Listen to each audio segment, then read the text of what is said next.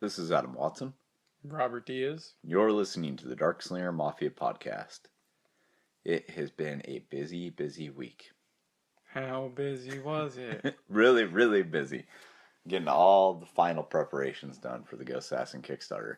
And since I have a for sure date that I want to launch it on, I went ahead and started the thunderclap.it. Thunderclap.it, which I'm still currently trying to get you to sign up for. Thunderclap.it. And why won't you sign up for it? I don't thunderclap. How do you know you don't thunderclap if you've never thunderclapped before? Well, I suppose you're right. I'm from that town in Footloose. I don't thunderclap. Why? What did they not do on Footloose? They don't dance. It sounds like a dance. They don't dance in the town of Footloose. Was that what Footloose was about? I think so. Okay. I just remember them like dancing on top of tractors. And Kevin Bacon. Yeah. Kevin Bacon was like dancing on top of a tractor or something. I don't know. I haven't seen that movie since I was a little kid. I never actually saw it. Ah, fair enough. Yeah, Thunderclap.it is not a dance. Should be. Maybe. Well, it might be a dance. I guess I shouldn't say it's not one. But this Thunderclap that I'm talking about is not a dance. In any case, I'm doing the Thunderclap.it for the Ghost Assassin. And it took a lot more work to set it up than what I was anticipating. It's not a ton depending on how much of your project description you have written out, but I didn't know how much info I was going to need going into it, so it took me about a full day to fully set it up. And then it stated on there that it was going to take 3 days before it was all approved and went live, but it went live within 12 hours. What did you have to put into it? Put into it in terms of what? Why did it take you a day? The title, I thought that I could pretty much just transfer over the title I was using for the Kickstarter, but the amount of characters is far, far less than what I'm used to working with for titles from Kickstarter or eBay or anything like that. I thought I was going to have to get creative, but it turned out the only thing I could logistically fit in there was Ghost Assassin, #1, Kickstarter. So, it's the point across, right? But then you have to write out what the message is that's going to be thunderclapped, because the way Thunderclap.it works is you write out a message, right? And since this is a Twitter, Tumblr, or Facebook thing, you're going off the constraints that Twitter places. So Facebook and Tumblr, you can put as long of a message as you want on there, right? I don't think there are any limits to how many characters you can type out. Or if there are, I've never hit them. On Twitter, you have 143 characters, right? I think is what it is. No idea. Okay, fair enough. Never tweeted. Okay. I think it's 143 characters.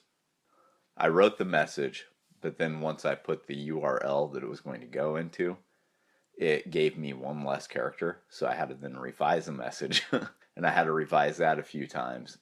The people who sign up for the Thunderclap.it, on the day that you select, this message will be broadcast on all of their Facebooks, their Twitters, their Tumblrs, whatever they've signed up with, right? So I had to write something out that was worthy of being broadcasted out there, because, if you're going to have that much social reach, you got to put something that's not just like a toss-out tweet or a toss-out Facebook message that you might normally do on your own, You need some substance. And that's not as easy to do for me in the limited amount of characters that Twitter allows for. So I rewrote that thing 9 or 10 times before I was finally even a little bit happy with it. Then you put in all the descriptors of what your company is about, which, is pretty standard when you set up on anything new. Like when you do a Facebook page or anything like that, you have to do that. I then had to go through, I had to write out a description for what the project is going to be about, all that kind of stuff, which, once again, you have space limitations. So it's not like you're going to put the whole entire point of what the Kickstarter is there. Instead, you're just selling the Kickstarter that's coming forth, right? But the final thing that threw me off was that the image that goes along with the Thunderclap.it is in a completely different ratio than Kickstarter or Facebook or any of those. So I had to create a new version of the image I wanted to use in order to post it up as well. So that took quite a bit of time in and of itself. I have no idea how it works, so it could have. I don't resize stuff. Yeah, I guess you don't. You don't have any reason to. But I do hit a problem trying to send pictures and emails. all of the stuff that I had been prepping in preparation for the Kickstarter to use as the header images were done at the Kickstarter size because that's also compatible with using on YouTube, Facebook, Instagram, Tumblr. Um, so it being a different size than that compatibility threw me off. And I think I'm going to say that was a good hour to two just in resizing that image. It took me quite a bit of time. And then yesterday was dedicated pretty much just to outreach with the people who I knew would for sure sign up with it, you know? So there was quite a bit of time invested yesterday into doing that, but it paid off because last night before I went to bed, I looked at what was trending in the crowdfunding category of thunderclap.it, and Ghost Assassin was #1. Ooh. So yeah, Nice. I don't know how they pick the trending, if it's how many number of people have signed up or what the social reach is. But either way, you know, it showed up in the top spot, so I was pretty excited about that fact. #1 is always good. Yeah, absolutely.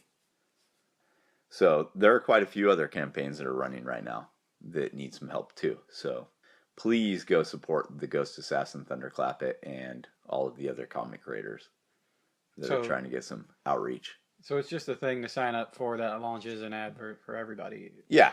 On everybody's stuff. It doesn't take any of the info from your Facebook or your Twitter or your Tumblr that you want to give up just from like doing one of the apps that tells you which Game of Thrones character you are or whatever. In fact, I think it takes less info than those do, right? Spoiler alert, I'm one of them that dies. Do you know which one? No, I'm just assuming that You're I would just assuming. be. Okay. So, are you one of them that dies and comes back to life, though? Like in an Iceman sort of way or like a witchy sort of way? Yeah, I could see you being one of the White Walkers. Why not? Maybe. Maybe. Yeah. Okay. So, anyway. So, now you threw me off. I don't know, something about information. Yeah, so anyway, I reached out to quite a few of the people that I knew would support it. And at the moment, at the time of recording this, I have 45 of the 100 people needed. Because in order to do a free campaign, you have to hit 100 people signing up for your Thunderclap for it to activate. So I still need 55 people. There are 24 or 22 days as of the recording of this left in the Thunderclap campaign. I decided to do mine a little bit differently than I've seen a lot of other comic creators doing theirs. Traditionally, it kind of seems like most people decide to set theirs up to post out on the day they launch, right? Mm. But I knew I couldn't do that because #1, you don't have the actual link that your Kickstarter will be until you launch it. And so I was afraid that I may not be able to get the proper link in there in time. #2, I bought a new domain name for Ghost Assassin in order to use specifically for the Kickstarter, and I wanted to use that. And it takes 24 hours for it to switch over when you register a domain name and then you have a point somewhere. But the other reason was I was thinking, okay, so if I'm already going to have to wait at least 24 hours to have the domain switched over, and it's going to be the next day, I might as well wait a week when Kickstarter's more in their dead zones, right? Wait a week and then have the Thunderclap happen so that the momentum that's already started by the first couple of days of a campaign, because you know your first couple of days are going to be one of your most momentum driven days.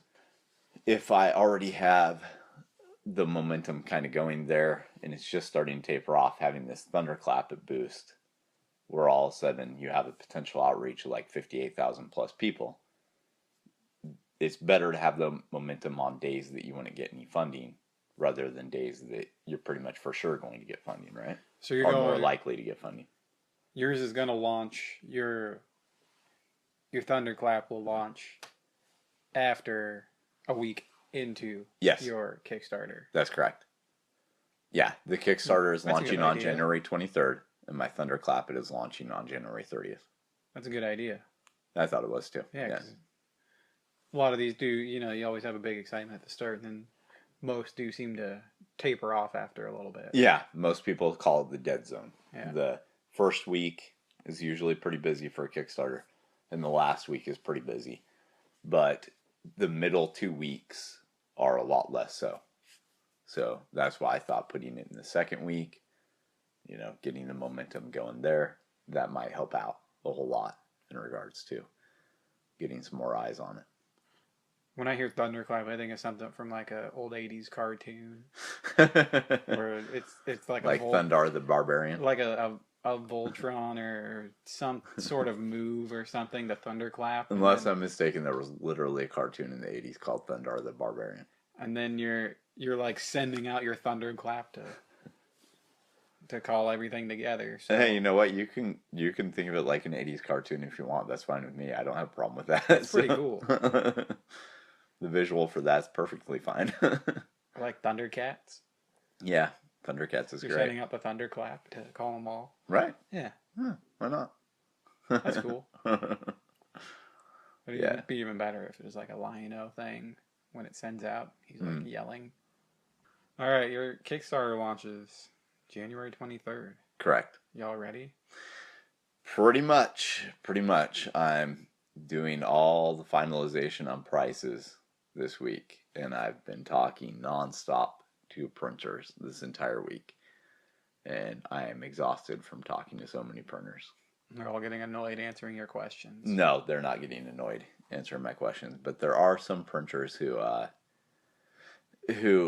follow up a bit too frequently.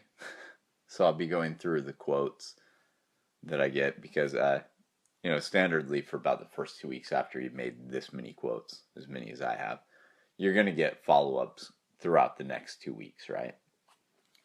You get a whole lot back like right at first, and then some more like the second day, and it kind of winds down as the weeks go by. But I'm still getting quotes on a daily basis on weekdays, right? And I'll be going through these quotes, and you can see who the printers are in your emails right away, because it says quote or forward quote or whatever, right? But there are some printers who will send me like 3 messages in one day, and like, what can we do to make sure that we're your printer? Hey, we want to print this book. Hey, you send us a quote. We want to print it. What do we have to do? Da da da da. Unfortunately, a lot of them that show that sort of determination to get your price are also some of the most expensive. So it's sort of an unfortunate thing there. But at the same time, you shouldn't feel like you can't negotiate with printers, in my opinion. You can negotiate with anybody. Oh, yeah. Yeah. But who will save the world? The price that I was quoted originally with the printer that I went through ended up being cut in half because I got so many quotes and just told them what the quotes were from the other printers. I figured that's how you would do it. You'd be able to say, well, I'm going to get this deal. You should always do stuff like that, as long as it's not going to make the quality suffer. Yeah. Because there are some people who will print it for whatever price, but the quality is going to suffer because of it. So, you got to be smart in those regards. But there are a lot of independent guys who I know that don't do print running beyond and besides just 1 or 2 printers. Maybe 3 or 4. And they never actually send out any emails. They just look at whatever the price calculators are online. I wouldn't say most. There are quite a few printers that do just have online printing calculators. You can just figure right there. Nice and easy. And it's very handy when you see that. But on the other hand, there's not a lot of room for the guys who have the printing calculators on there to try and earn your business. And while it does get annoying at times, getting like 3 or 4 messages in the same day from the same printer, when it's not answering questions, it's just, repeatedly saying the same thing about wanting your business. I would rather have that than no communication at all from the printer, So it pays to shop around. And like I was at dinner a few weeks ago with a comic creator friend of mine, and he was actually bragging to me because his newest print run of 100 comics that were all black and white at 24 pages was costing him $4 an issue. That sounds expensive. That's very expensive. You got to sell it for something. Yeah, he's selling them for $5 an issue. Doesn't sound worth it. No, I mean, if he's able to sell out his entire run, good for him. But there's no room there to make your money back at conventions, anything like that. No. So if you're paying $4 for something, you're selling it for $5. even if he sold 100 of them at a convention, let's just say his per run's exactly 100 and he sold out of all 100 that he brought. It's maximum of $100. Unless he's got something else on his table at that con, there's absolutely no way to bring back your table costs if it's at even a medium-sized show, because a medium-sized show is going to cost you at least $300 for a table. I guess I shouldn't say for all tables, because there are a lot of Artist Alley tables that are like 100 to 150, 200, somewhere in that range. But table costs, gas money, food costs, hotel if you have to have that. There's no way to make your money back on anything like that. That's ridiculous. It's definitely not an investable amount whatsoever. So I told him, that I could hook him up with some printers, because I know really good quality, actually better quality than what he's getting, for $1.19 a piece for the quantity type he wants. Color cover with black and white interior, 24 pages total, 100 copies. I know several printers that would do that for like $1.20 a piece, right? But he told me he was really happy with the printer he has. So why wouldn't you go for less money? I don't know. I mean, there are a lot of times where you're going to pay less money and you're going to suffer quality, stuff like that. And I can see the whole loyalty of this printer has done this or that for you, and so you want to work with them. Like I have a printer locally that works on a lot of my lower tier stuff, like greeting cards, postcards, stuff like that. And I'm loyal enough to them that if it's within, 10% that they're higher than somebody else, I'm still going to go with them, because they've done a lot for me. However, if they're like 50% higher than somebody else, there's no way. I just can't do it from a business standpoint. Yeah, if the quality is still there, yeah, it's that much cheaper. Exactly.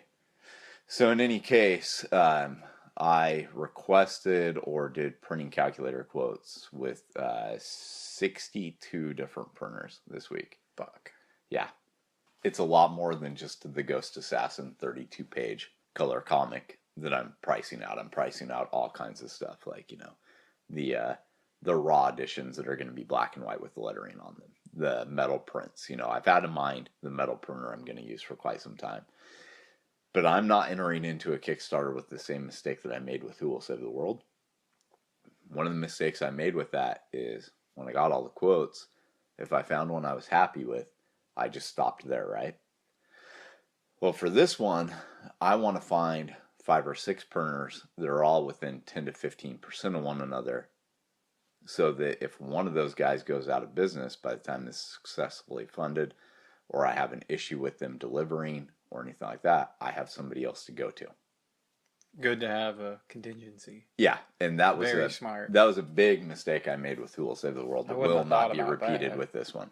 I wouldn't think of one just suddenly dropping out of business. It was more than just dropping out of business at times. Like, so with the Who Will Save the World Kickstarter, for instance, we did 2 short-run books for it that were done at a printer I used in Seattle at the time, right?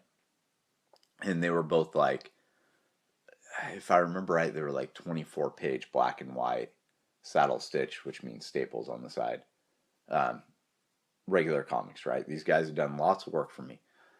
And I go 2 weeks and I haven't heard anything back yet, right? So I send an email. I'm like, hey, have you guys got to work on this? Because I need this like now, right? This has to get to me. I need to get these things out. These people have shown a lot of patience, but it's time to get all this stuff out. This needs to go. They finally send me a message back like the next day and say that they haven't received the files yet, right? Which I knew was BS, because they had a file upload system that you got a confirmation email from whenever you uploaded something.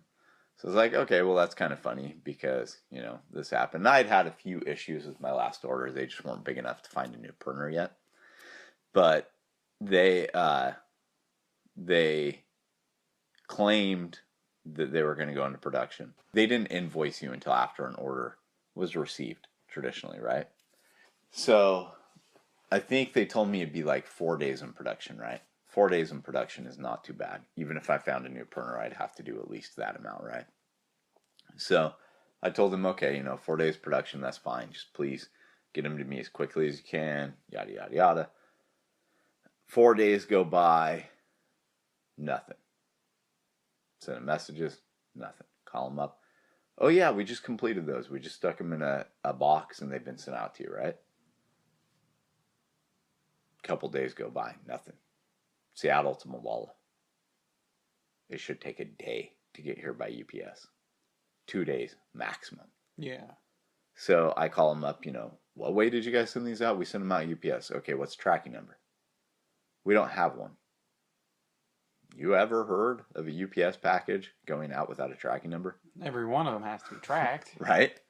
So I was like, okay, so did you guys just not write down the tracking number? Or did you not purchase one? What? Well, we don't give out tracking numbers. Where's my package at? We don't know. So finally, after like a few days, no package, anything like this, I get this message from him, from my printer, insanely demanding, making all these crazy accusations about how my neighbor has my package, telling me that UPS has told them that they delivered the package to my neighbor, which if they did, that neighbor stole it because I never saw it. And just going on and on about that and how I have to pay him his money because I did the work, right? So let's recount that just really briefly, okay? They had no UPS tracking number. They made claims during the printing process that my files weren't received when I had an email confirmation stating they were. Never at any point in time did they send me any sort of picture showing that the books were done. I never saw any examples of a proof book, anything like that. So I have absolutely no proof that they ever even printed anything. And yet they're demanding money from me. Yeah, no money without product. This was about the 4th or 5th year I'd done business with these guys, and I have no idea what happened in that 4 or 5 years to take them from a company that I enjoyed doing business with to that. But whatever the case, I told them, they could just cancel the order, that it clearly hadn't been printed yet, which they still claimed it had, and that it had shipped out, and that I was just going to go somewhere else. And that's when I found the printer that I'm currently working with in Portland for my short run stuff, and they got it to me within like 2 days. But it just goes to show you that it helps to have some backups in place.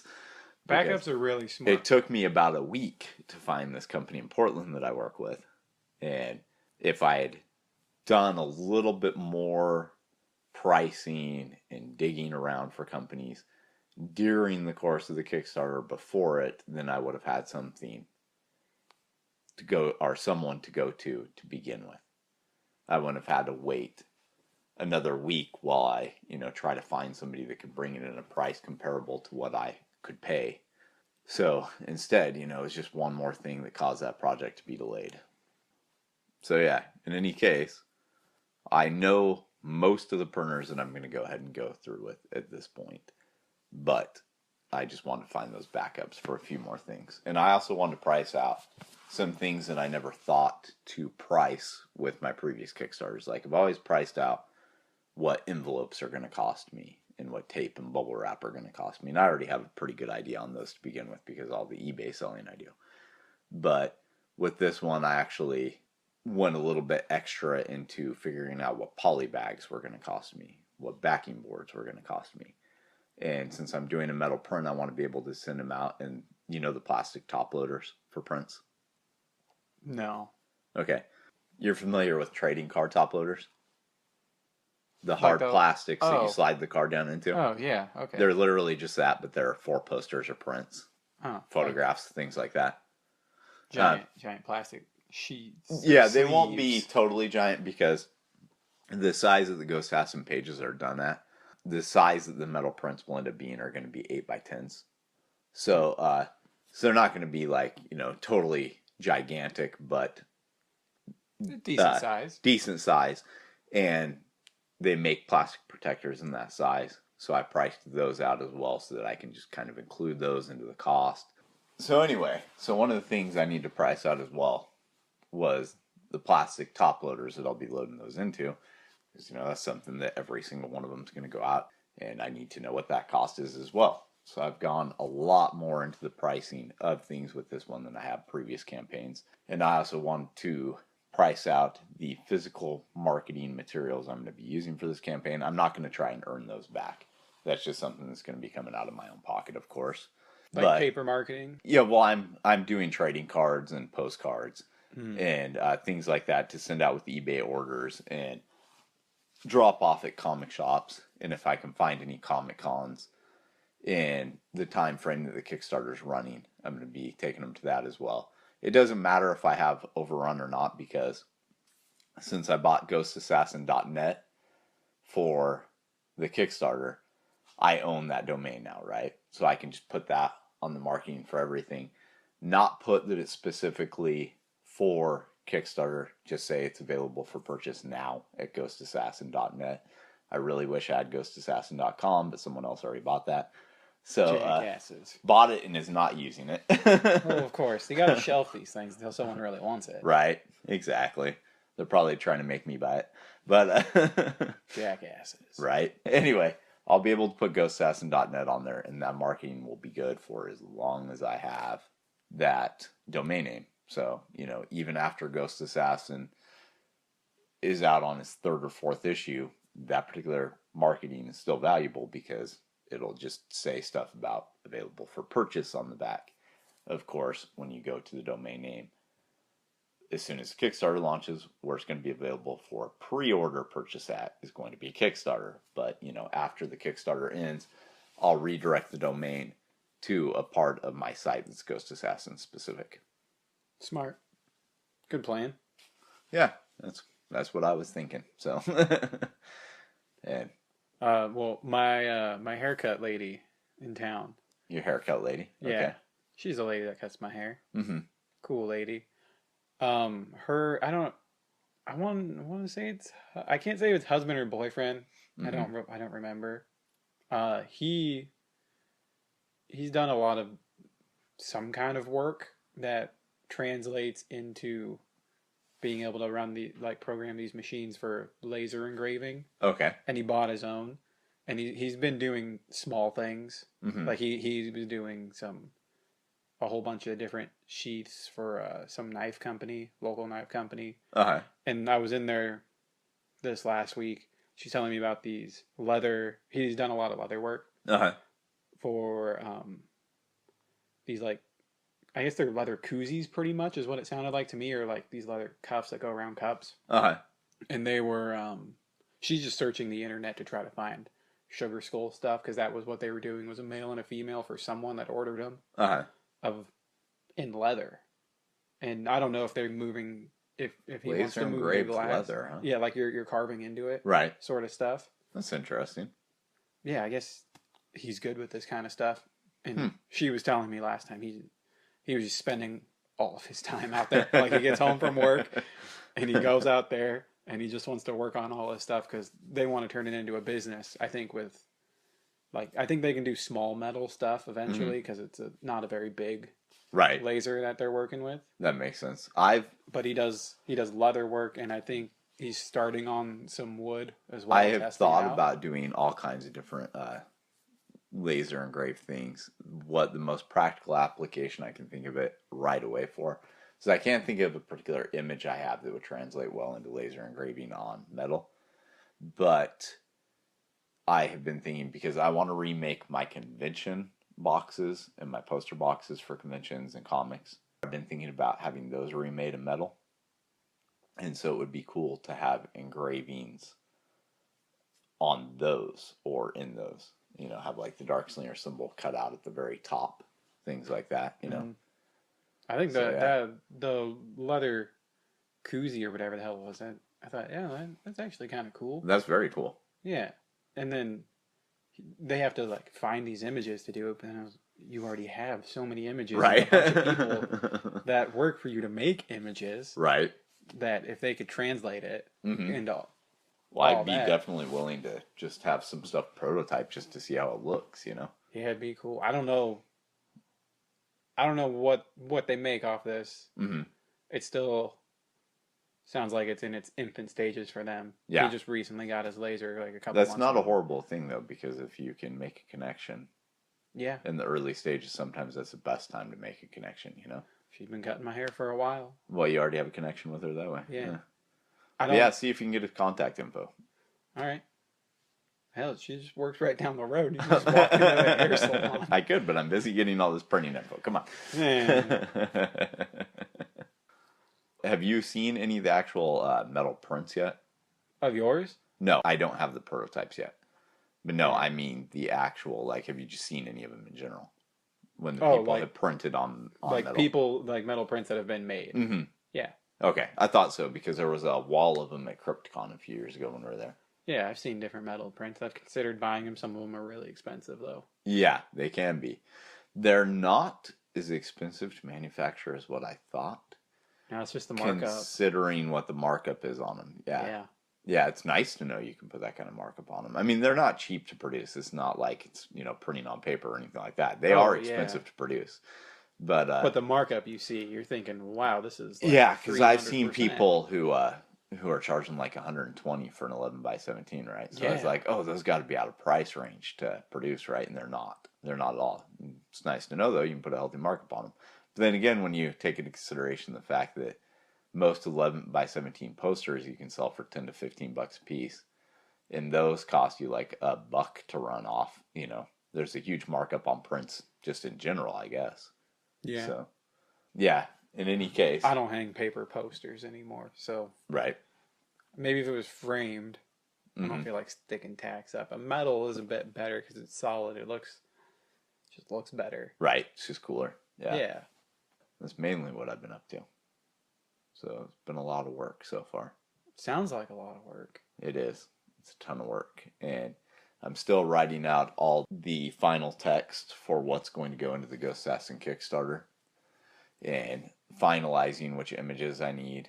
And I'm taking one last shot at the Ghost Assassin logo, just making sure it's absolutely perfectly what I want. So you're fiddling with every part of it. I am fiddling with every part of it. I don't want to have... The one thing I am willing to do while the Kickstarter is running is continuing to negotiate with printers.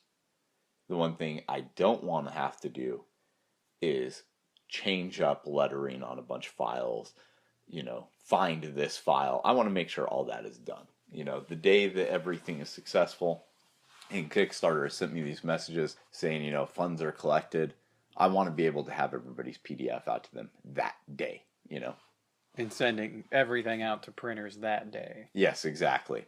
And so my printer needs to be finalized by that day.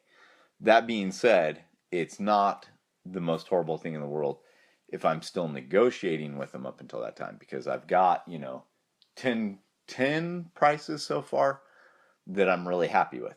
Now with those 10, I need to get their samples. They need to send me their samples. I need to see what the printing looks like. And out of the 10, there's probably going to be at least 2 to 3 that I knock off my list just because I don't think the quality is there, And are these physical samples that they send you? Yeah, they'll send you physical samples. You just request. Some of the printers are actually really good about sending you out samples of exactly, like what you're ordering. You're ordering a 32-page comic with this type of paper, and they'll go through, they keep copies of some of the stuff they print off, and they'll send you a couple of copies of exactly what it is you're trying to get through them so that you can see. The whole thing? Yeah, not your comic, but like someone else's comic that's the same specs. Oh, okay. I had one printer 2 to 3 years ago that sent me 5 comics that all use different types of papers and paper weights and all that kind of stuff, just so I could see the range of what they did. Unfortunately, they were so great about customer service, but their ability to staple was horrible. And they got crossed off my list because their stapling was so bad. The staples were loose in every single one of the copies. I don't know what was wrong with if they were hand stapling or if they had a stapling machine, but something about the tolerance or something like that, some printer term that I haven't yet learned was bad. So I was like, but funny story on that one of the comics they sent us, I had never heard of, and it had a Darkslinger advertisement in it. Nice. Yeah. I'd done this ad swap years and years and years ago. It was between a bunch of different publishers, right? And it was just kind of like, you just choose which one of these ads you want, right? And so I had never actually seen this comic, but it had chosen the Darkslinger ad to run in it. So that's pretty cool. So yeah, it was pretty cool because I'm going through it and I'm like, oh, that's an advertisement for Darkslinger book. That's really weird. Why did this happen? So I contacted the people and figured it out. How was the comic? It was actually really great. Oh. It was one of my favorite indie things I read that year, actually. Nice. The printing I didn't like, but the comic itself I thought was really good.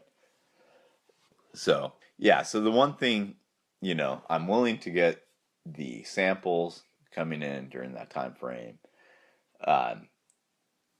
All that kind of stuff, because I do have 5 or 6 of them to, kind of work from. And I'm willing to send out for samples to a whole lot more than that, because like I said, if the guys who are kind of in the middle tier of what the prices are, contact me and say, how are we doing?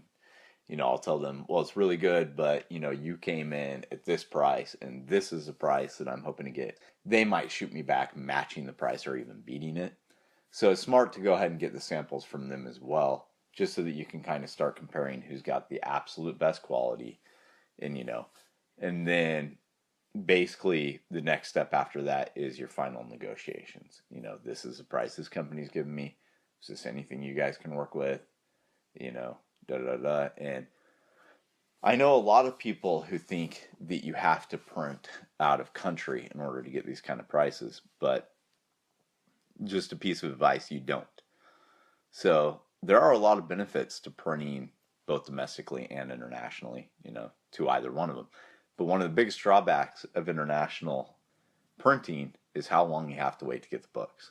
So, if you have something printed in China, it might be printed in a day, but it's going to take you 3 to 4 weeks to get. Yeah, that's quite a wait. Yeah, comparatively with if you have a printer that's in a couple of states away from you, it might take 3 to 4 days for them to print it, or even a week, but you'll have it in 3 to 4 days, right?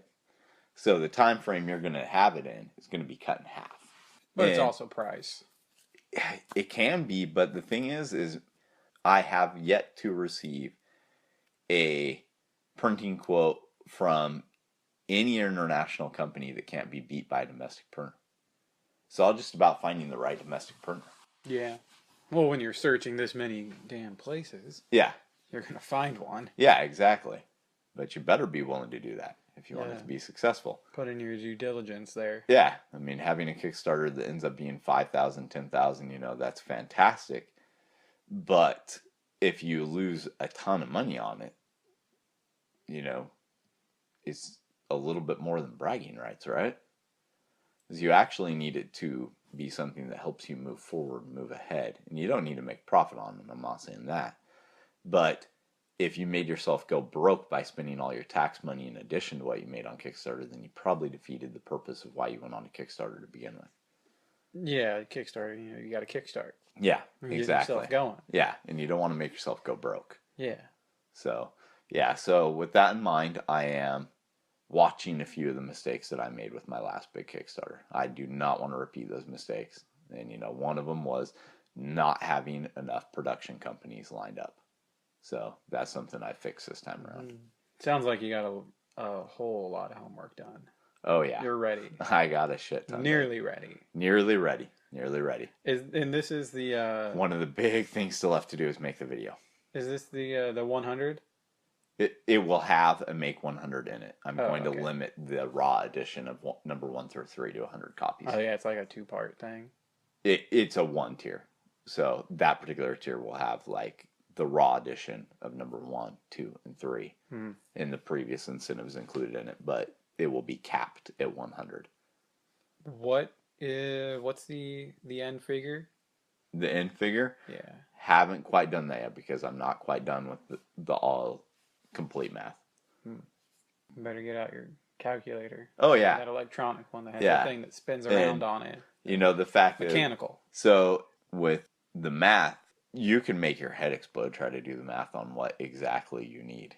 Because you may think that you're going to get a whole bunch of backers at this level, and they might all come in at a much higher level or much lower or spread out so much more than what you thought they were going to, or any number of things like that, right?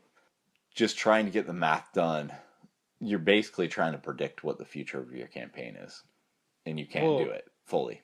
That sounds more for the tier-based stuff. It is for rather the than the tier-based end stuff. figure. Well, your yes, end figure, but you already know the end everything figure is based off of the cost. tier thing. I do and I don't. Because the things that aren't capped, I might think I'm going to sell this much of, but maybe I sell more of, right? So if I end up selling more copies of Ghost Assassin #1, for instance, than I thought I would, fantastic. That's just more I can negotiate with a printer, right? Instead of this many copies, I'm now doing this many copies. So I can negotiate a better price from you because I'm getting more, Okay, right? I see what you mean. But if say like I sell more of the t-shirts than what I am anticipating, even though the dollar amount might go down on the t-shirts, maybe the profitability in the t-shirt tier isn't as much as what it is in the individual comic or the metal print tier. And so the profit kind of shifting. And then one of the biggest sort of downfalls to doing your math with a Kickstarter is that the amount people pay in shipping goes towards your total funding amount. So say I need $3,562 or whatever, right? That figure is what you need to produce this. If somebody pledges from an international location and they're paying $15 in shipping, that's $15 that is for sure going to be locked up in shipping. That is not going to go towards the production value whatsoever. So, they bought the comic for $4 and it's 15 shipping. It's going to show up as $19 towards your funding goal. But in reality, it's really only $4 towards your funding goal. Okay, yeah. And that's where trying to set what exactly your goal needs to be is a tricky game when you're dealing with all the tiers and all that sort of thing on Kickstarter. So it is at best 100% educated guess. I have not found any formula or any calculator that would convince me otherwise. And there's been no interview I've heard with any other creators or anything like that even remotely make me think this is anything other than just a very, very educated guess. You can take a good guess. $25 is the most common pledge in the comic category on Kickstarter. So you can guess that whatever you place at your $25 level, if it's of a good quality and it's something people want, that's probably going to be the thing that the most people come in on, right? But that doesn't mean that they're not campaigns that the $120 tier is the most popular. And it's all about like setting the goal is kind of contingent on what the profit margin is on there towards if you fully have all the money you need. And that's why it's also better to go for, like 10 to 20% more than you need to produce all of the stuff. Oh, yeah, that's smart. Yeah. You need to figure in enough that you're not going to find yourself scrambling to come up with money under your couch cushions to get everything done. Make sure you build enough into the campaign to have it all. Yeah, because if you have a few people that donate massive chunks of money, then that takes out a whole bunch of stuff that you have to make. Right. Exactly. If you don't get a whole bunch on other things. Right. Exactly. That's the best way to do it. Yeah. There you go. Yeah, so I think I have the math pretty well figured out because I did it based off of every tier and then, what the tiers were going to look like if, this much of this one that's the most popular tier on Kickstarter is the most funded and kind of spread out amongst these others, But end of the day, you just don't know, The end of every day, I just don't know. And then, of course, you also should factor in for at least a few drop pledges, too. And do you know what drop pledges are? I would think pledges that are dropped. Yeah, but I mean, do you think those are pledges that are dropped during the campaign or after the campaign? After. Yeah, that'd be correct. So you should factor in for those two because there's going to be at least, 5 or 6 of them probably that are dropped at the end of the campaign. The credit cards don't go through or whatever. So thinking about that, then placing when your Kickstarter will end in the month is a smart thing as well. Yeah. Yeah. Well, I plan on 4 to 5 days before it ends doing an update that just reminds people that the Kickstarter is going to be ending. So if you need to update your credit cards, anything like that, please make sure you do. I was listening to a podcast where a guy had done that, and it worked out really well for him because he got a few messages from people saying, oh yeah, when I checked, it turns out it wasn't my correct credit card. So I think that would be a wise thing to do, Yeah, I would think like your last Friday of the month, like the midnight between Friday and Saturday, is a perfect time to end because people are getting paid. You would think so, but that's also statistically when they're the most likely to spend money. They're not thinking about that too. Weekends are dangerous things because people might be going out to the bars, or you're more likely to be going shopping or anything like that, and you're not watching. You are where all your money is. But presumably, if your money is getting taken out that day, that night, then you should be safe. Right. Yeah, statistically, the best days to end the campaign are Wednesdays and Thursdays. Those are bad days for me. If it's not at the end of the month, I get paid once a month. Most people don't get paid once a month, though, either. Yeah. It's pretty shitty. You're looking pretty gray. I know. You're getting old. I know. You're about to be older. I know. Does my new haircut help at all, or does it just hurt? It makes you look like you're going for that badass old man look. Yeah, so that is what I'm going for. Oh, well, then it's working. With a gray mohawk. Grayish mohawk. You should color grayish. It. What color, though? I don't know. Blue. Blue? Blue okay. mohawk. I've done blue in my goatee before. So yeah. I could do that. You should do that. Yeah. How old are you going to be finally? Gonna be 38 on Wednesday. That's ancient. I know it. The things that I had seen when you were born. I had seen G.I. Joes. Oh, God. Come and go. Seen some shit, man. Ninja Turtles. If you go blue. Thundercats. Voltron. You gotta go like a bright blue. Bright blue? Yeah. I don't know. I could see going dark blue, but bright blue. I'm not so sure about that. No, you should do that. I could do blue to tie into Ghost Assassin, though. Like for this month, That's why I said blue. Oh, okay. All right. Well, that's wise. Yeah. So good marketing that way when people can be like, number one, why do you have a mohawk when you've never had one before? Number two, why is it blue? Like, first answer is, fuck you. First answer is, fuck you. Second answer is, because the Ghost Assassin Kickstarter. That's a good answer. It is. Yeah, and since I'm already using my birthday to market the Ghost Assassin Kickstarter, then, I might as well use my hair to do it as well, right? What are you doing for your birthday?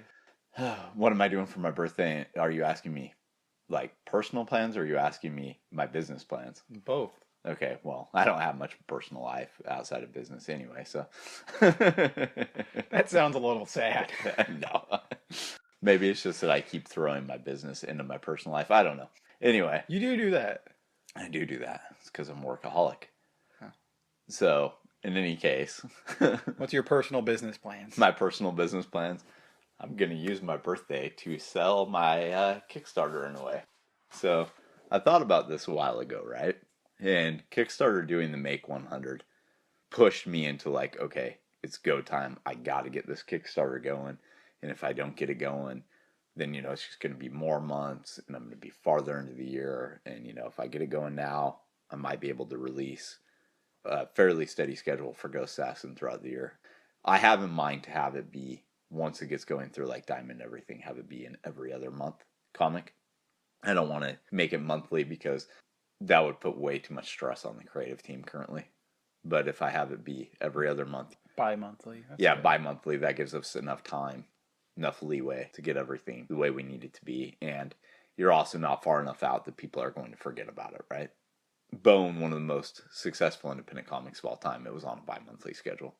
But anyhow, on to the question of what I'm going to do for my birthday. So I thought of this a few weeks ago and I was talking to Emily and I'm like, I think I'm going to use my birthday to promote the Ghost Assassin Kickstarter. She's like, what do you mean? So, you know how if you have a Facebook page and it's your birthday, you will get a ton of birthday wishes?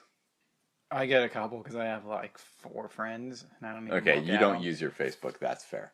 But you're familiar with the idea that people wish you a happy birthday on Facebook, right? I had a MySpace, so I do remember that. Okay, all right. Yeah, MySpace was great for the birthdays too. the two social media networks that I know of that you get like just a ton of birthday wishes are Facebook and LinkedIn, right? I'm planning on writing up a paragraph, and I'm going to post about this the day before my birthday, saying, hey, if you'd like to wish me a happy birthday, that would be very appreciated. But be warned, if you do, you're going to get a marketing message. So I'm going to reply to every single person that wishes me a happy birthday. You're personally going to reply? It's not an automated thing? No, it's not an automated thing. I'm personally going to be doing this. But I am going to be just copying and pasting what I've already written out as a paragraph. Assumably so. It's a form letter. Stating that if you would like to get me a present that doesn't cost a dime, you can sign up for my thunderclap.it. And it's going to have information on how to do this. That's not a bad idea. The only ways to avoid getting this marketing message are, one, already be one of my thunderclap.it supporters, because I'm not going to try to get you to sign up for something you already signed up for. Or two, don't wish me a happy birthday. And then you're just a jerk. And then you're just a jerk, I guess. Although I very rarely wish anyone happy birthday, but I've never wished a single person happy birthday on there. And I've never said thank you to the people that have done it for me. I try to, but like if you have a lot of friends on Facebook, it is always someone's birthday on there. So I tend to not even look at whose birthday is, when, because it's honestly more work to keep up with than what I could do. You remember the birthdays you need to remember. Yeah. I remember my close friends and family's birthdays for the most part. Well, that being said, I don't remember like my nieces and nephews' birthdays. Yeah. Well, that can happen. I could give you a month, I think. But I couldn't give you a day. So many of my family is right in January, so that makes it easier. I wonder what came 9 months before January. I don't know. Something boring. Anyway, in my case, it would be my parents having sex. It's unfortunate to think about. So, in any case, that is my plan, is I'm going to be using my birthday to pimp out my thunderclap.it, which in turn supports my Kickstarter. You gonna get a blue hawk by then? I have no idea. At least just get like a bright blue spray that you can put in there. I don't even know what store sells blue hair dye around here. Well, you can get the hair dye, but the hard part is getting the color to stick. I'm so gray, it'll stick. The sprays, like a spray on. That would work you just want me to just do a spray in? No, well, if you need to do it quickly, you could do it like that. But I mean, that's actually not a bad idea, because one of the things that I get the most likes when I post on Facebook is pictures of myself. So I could post it with the spray in blue, and then when people ask what that's all about, I can be like, good thing you asked. Well, since you asked. Today's the day my Ghost Assassin Kickstarter launches. And I did my hair blue, because apparently that's marketing advice from Robert. So now please support me. Please support the project. I had it backwards. I had the colors backwards. I was going to say, if you colored it and you shave your face, you can have a Yondu look to you. Yondu has facial hair. And you know what? I don't know. He's really stubbly, at least. Blue. I was thinking his skin is blue, though. Right. As soon as I did this to my head, the kids were begging me to paint my skin blue. Yeah, see? And dye my hair red so that I could go as Yondu. But if I were Yondu, I'd want to be the 1990s Yondu who had the extreme mohawk that was like 4 times the size of his head. Like a foot tall. Yeah. And it was like perfectly round. I don't actually know if it was supposed to be hair or if it was supposed to be some sort of metal device like in the movies. He didn't do the arrow control thing in the comic back then, I know that. But he actually shot a real bow and arrow. But he had this huge rounded metal mohawk that was at least 2 feet in the air, if not taller. Man, how do you get through doorways? I don't know, but I loved it in the second one when they gave him a properly sized mohawk piece, because I was like, oh yeah, it's more like the Yondu I read about when I was a kid. Well, then blue mohawk. Blue mohawk. Yeah, well, it's an idea. I could definitely do that. It's not that hard to spray something in your hair, so. No, if all else fails, I'll get you a can of spray paint. Okay, that'll work. Yeah. Apply it with a lighter going. Yeah. Near it, yeah. So anyway, yeah, that's my plan to use my birthday to support my Kickstarter. It's a good way to work on your birthday. I think so, yeah. You know I'm not going to take the day off, so. Yeah. Well, a lot of people don't. Nah. I would if I had a normal job, but I'm not going to take it off from doing this. It's 50-50 whether or not I actually take off my birthday. Yeah. So is there anything else that needs to be said about that, do you think? About your birthday? Or any of it? I don't know. I think we covered it pretty thoroughly. I think we did too. You got a lot of shit lined up. Yeah. Ready to go. Yep. So that's it for this week. Please tune in next week. And every week, because we'll be posting a new episode. Please visit thunderclap.it and type in Ghost Assassin into the search. And if you would please pledge your support to that, that would be greatly appreciated. Ghost Assassin will be launching on Kickstarter on January 23rd. So please keep an eye out for that. If you'd like to keep updated on that, we have a mailing list you can sign up for at www.darkslinger.com, where you can like Ghost Assassin on Facebook. There's also Facebook pages for Chronicles of Von Helsing, El Bovine Muerte, and Darkslinger Comics. You can follow us on Twitter at Darkslinger. And you can find us on Instagram under Darkslinger Comics. Tumblr as Darkslinger Comics and El Bovine Muerte. And you can find me on LinkedIn under Adam Watson. So until next week, this is Adam Watson. Robert Diaz. Thank you for listening.